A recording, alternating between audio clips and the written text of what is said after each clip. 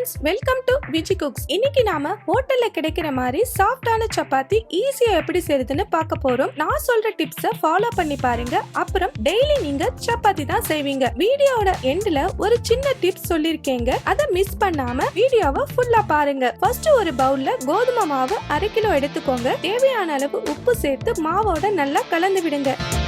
நல்லா மிக்ஸ் பண்ணதுக்கு அப்புறம் கொஞ்சம் கொஞ்சமா தண்ணி விட்டு மாவை நல்லா பிசையுங்க.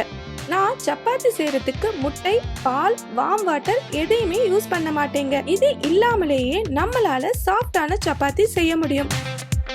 நீங்க பிசைறதுல தாங்க இருக்கு சப்பாத்தி சாஃப்டா வரதுக்கு. நான் சொல்ற மெத்தட்ல செஞ்சீங்கன்னா 2-3 நாள் ஆனாலும் சப்பாத்தி சாஃப்டா இருக்கும்.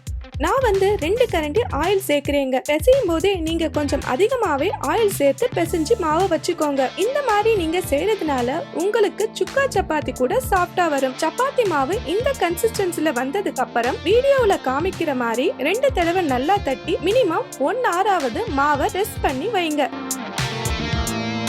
இப்ப நாம பிசைஞ்ச மாவுல ஒரு சின்னதா உருண்டை எடுத்து திரட்டி ஒரு பவுல்ல மைதா மாவு கொஞ்சமா எடுத்துக்கோங்க. அதுல சப்பாத்தி மாவை ஃப்ரண்ட் அண்ட் பேக் டிப் பண்ணிக்கோங்க. இது 1 டைம் பண்ணா போதுங்க.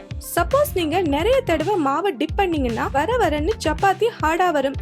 சோ சப்பாத்தி தேய்க்கிறதுக்கு பின்னாடி 1 டைம் டிப் பண்ணா போதும். பேன்ல போட்ட உடனே ஆயில் ஸ்ப்ரெட் பண்ணாதீங்க. ஃப்ரண்ட் அண்ட் பேக் லேசா வெந்ததுக்கு அப்புறம் லேசா ஆயில் விட்டு கோல்டன் பிரவுனிஷ் கலர் வந்ததுக்கு அப்புறம் சப்பாத்தியை எடுத்துடுங்க. சில பேர் சப்பாத்தி மாவை குட்டி குட்டி ஸ்மால்ஸ் பால்ஸா செஞ்சு வச்சுட்டு அதுக்கப்புறம் சப்பாத்தியை தேக்க ஆரம்பிப்பாங்க. அந்த மாதிரி நான் பண்ண மாட்டேங்க. ஏன்னா சப்பாத்தி மாவு வறண்டு போயிடும் அண்ட் சப்பாத்தி கூட சாஃப்டா வராது.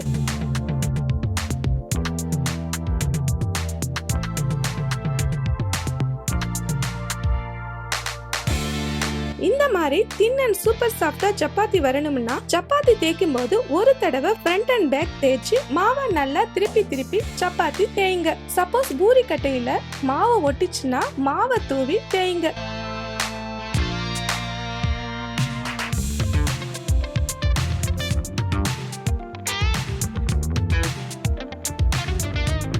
சப்பாத்தி செஞ்சு ஹாட் பாக்ஸ்ல வைக்காம சில்வர் டப்பாவில செஞ்சு வச்சிட்டீங்கன்னா நீங்க சாப்பிடும் போது டேஸ்ட் மாறாம சப்பாத்தி சாஃப்டா இருக்கும்.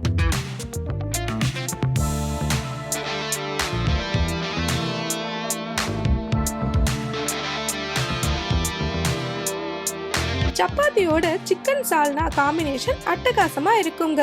இந்த சிக்கன் சால்னா ரெசிபி நிறைய பேர் கேட்டிருந்தீங்க. சோ இன்னும் 2 டேஸ்ல அப்லோட் பண்ணிடுவேங்க. செஞ்சு பார்த்துட்டு உங்களோட ஃபீட்பேக்கை சொல்லுங்க. இந்த வீடியோ உங்களுக்கு பிடிச்சிருந்துச்சுன்னா லைக் பண்ணுங்க, ஷேர் அண்ட் சப்ஸ்கிரைப் பண்ணுங்க. Bye friends.